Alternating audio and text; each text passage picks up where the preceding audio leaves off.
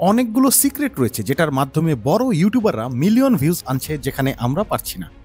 আর প্রথম সিক্রেটটাই হলো প্রথম 5 সেকেন্ডের গুরুত্ব, যেখানে আপনি আপনার ভিডিওর সবচেয়ে বড় ড্রপ অফটা দেখতে পাবেন। এই ড্রপ অফটা রিডিউস করার জন্য ভিডিওর প্রথম 5 সেকেন্ড অবশ্যই আই ক্যাচিং হতে হবে, এবং সবচেয়ে ইম্পর্টেন্ট, আপনার অডিয়েন্সকে নিশ্চিতভাবে জানতে দিতে হবে তারা কিসের জন্য ভিডিওটায় ক্লিক করেছেন। এই প্রথম 5 সেকেন্ডের ইম্পর্টেন্স নিয়ে পুরো একটি ডেডিকেটেড ভিডিও কয়েকদিন আগেই আমি আপলোড করেছি। সেখানে এই টপিক নিয়ে আপ টু বটম পুরো ডিটেল আকারে দেওয়া রয়েছে, তাই আজকের ভিডিওতে এই 5 সেকেন্ডস রুল নিয়ে আর বিস্তারিত বলছি না। ওকে, প্রথমেই বলে রাখি, ভিডিওটা এনগেজিং করার জন্য এবং আপনার ওয়াচ টাইম গেইন করার জন্য অনেকগুলো হ্যাক রয়েছে। অ্যাকচুয়ালি আপনি হ্যাক না বলে স্ট্র্যাটেজি বললে ব্যাপারটা সবচেয়ে ভালো শোনায়। হরহামেশাই আপনি বড় ইউটিউবারদের বেশিরভাগ ভিডিওতেই এরকম স্ট্র্যাটেজি দেখতে পাবেন, তবে তার আগে আপনাকে টাইটেল এবং থাম্বনেইলের কথা ভুলে গেলে চলবে না। এই দুটো আপনার ভিউয়ারের কৌতূহলকে স্পার্ক করবে, এবং এটা আপনার দায়িত্ব অডিয়েন্সের এই কিউরিসিটি গ্যাপটা আপনি আপনার ভিডিওর প্রতিটা অংশ দিয়ে ক্লোজ করবেন। আর এখানেই প্রথম স্ট্র্যাটেজির কথাটা আসে, স্টোরি টেলিং। একটি স্টোরিতে কি কি থাকে? একটি ক্যারেক্টার, একটি প্লট, এবং একদম শেষে রেজলিউশন অর্থাৎ সমস্যার সমাধান। কিন্তু ইউটিউবের ভিডিওর ক্ষেত্রে ব্যাপারটা কিন্তু এত সহজভাবে হয় না। আপনাকে প্লট টুইস্ট আনতে হবে, আপস অ্যান্ড ডাউনস আনতে হবে, ক্যারেক্টারের প্রবলেম দেখাতে হবে, যতক্ষণ না আপনি রেজুলেশনে অডিয়েন্সদের নিয়ে যেতে পারছেন। এটুকু শুনে আপনার কাছে নিশ্চয়ই একটি মুভি বা শর্ট ফিল্মের স্ক্রিপ্টের কথা মনে আসছে, এবং ইউ আর অ্যাবসোলুটলি রাইট। এবার একটু ইউটিউবের পার্সপেক্টিভ থেকে ব্যাপারটা চিন্তা করুন। আপনি একটি ভিডিও বানাচ্ছেন, ভিডিওটা একটি ক্যারেক্টারকে নিয়ে, সেটা আপনি হতে পারেন অথবা আপনার অডিয়েন্স। তারা একটি সিচুয়েশন অথবা একটি সমস্যায় পড়েছেন, এবং রেজলিউশন বা সমস্যার সমাধানে পৌঁছতে তাদের অনেকখানি পথ পাড়ি দিতে হবে। শুরু থেকে রেজলিউশন পর্যন্ত পৌঁছতে অনেকগুলো প্লট টুইস্ট থাকবে, এবং অনেক উত্থান পতনের মুখোমুখি হতে হবে। তবে অবশ্যই প্রতিটা বাঁকে আপনাকে কনটেক্সট প্রোভাইড করতে হবে। আর এই বাঁকগুলোকে আপনি কি পয়েন্ট বলতে পারেন, যা অডিয়েন্সকে শুরু থেকে শেষ পর্যন্ত হুক করে রাখবে। বড় একজন ইউটিউবারের ভিডিওর কি পয়েন্টগুলো একবার দেখে নিন। 3, 2, 1, let's go!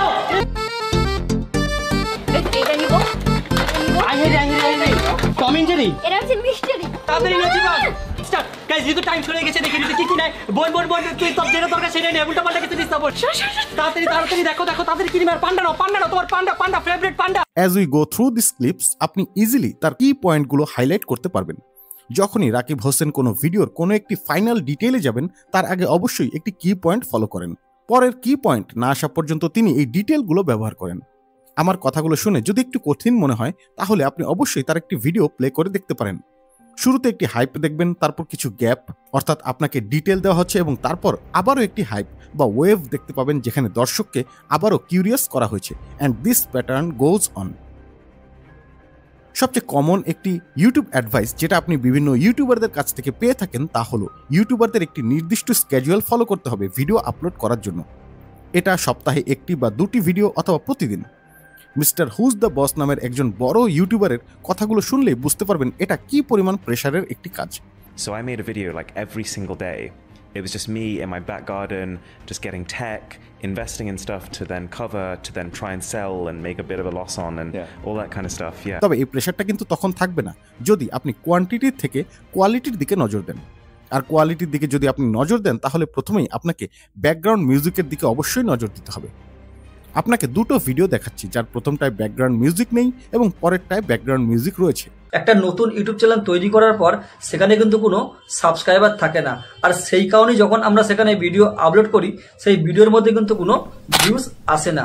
এই সময়ে এসে আপনার ইউটিউব চ্যানেল আছে, কিন্তু সেটাকে প্রপারলি এগিয়ে নিয়ে যাওয়া নিয়ে নিজেকে কনফিউশনে ভোগাচ্ছেন, তাহলে এই ভিডিওতে আপনাদের সাথে আমি এমন 3টি বিষয় শেয়ার করতে যাচ্ছি। আপনি নিজেই একবার চিন্তা করে বলুন কোনটা বেশি এনগেজিং মনে হচ্ছে। অবশ্যই দ্বিতীয় ভিডিওটা। লাস্ট স্ট্র্যাটেজি, যেটা সবচেয়ে বেশি গুরুত্বপূর্ণ, তা হলো রেজলিউশন অথবা আপনার সমস্যার সমাধান, যেটা আপনি ভিডিওর একদম শেষ অংশে দেখাবেন, অর্থাৎ ক্লাইম্যাক্স হিসেবে। এটার জন্য রাকিব হোসেনের এই ভিডিওটা একবার দেখুন। সো গাইস, ফাইনালি অন্তরা এখন বিগ লায়নকে টাচ করতেছে। ওয়াও, লায়নকে কিভাবে টাচ করতেছে ভয়ে ভয়ে, তার অবস্থা খারাপ। কেমন লাগতেছে বলো তো হোয়াইট লায়ন ধরে? অনেক ভালো লাগতেছে, কিন্তু আমাকে দেখো অনেক দুষ্টুমি করতেছে, আমাকে ভয় দেখাচ্ছে, যেটা আমি ওকে ধরতে আরো বেশি ভয় পাই। শুরুতেই তিনি প্রমিস করেছেন তার ভিডিওটা কি নিয়ে, এবং তার থাম্বনেল এবং টাইটেলও সেই একই ব্যাপার ইন্ডিকেট করছে। তবে তার এই ভিডিওর ক্লাইম্যাক্স তিনি কিন্তু শুরুতে হিন্ট আকারে দিলেও রেজলিউশনটা দিয়েছেন ভিডিওর একদম শেষে, এবং তা মাত্র 1 বা 2 মিনিটের। আর আমাকে নিশ্চয়ই বলে দিতে হবে না যে সকল দর্শক ঠিক এটার জন্যই ওয়েট করছিলেন এবং এই রেজুলেশনটা এক্সপিরিয়েন্স করার জন্য একজন অডিয়েন্স পুরো ভিডিওটাই দেখবেন। সামনে কি হবে এই কৌতূহল থেকে একজন অডিয়েন্স কিন্তু এই 15, 20 বা 25 মিনিটের ভিডিওতে ওয়েট করতে কোনো আপত্তি করবেন না, যার কারণে একজন ইউটিউবার তার সবচেয়ে গুরুত্বপূর্ণ অর্থাৎ ওয়াচ টাইমটা গেইন করতে পারবেন, সাথে সাথে অডিয়েন্সকেও স্যাটিসফাই করতে পারবেন। যাই হোক, বড় ইউটিউবারদের এরকম আরও অনেক স্ট্র্যাটেজি রয়েছে, আর আজকে আপনাদের সাথে যেগুলো শেয়ার করলাম সেগুলো সবটাই যে আপনাকে ফলো করতে হবে এরকম নয়।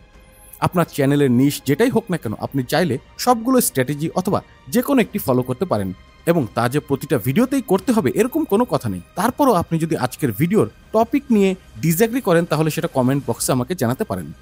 টাইম ফর গুড বাই, আল্লাহ হাফেজ।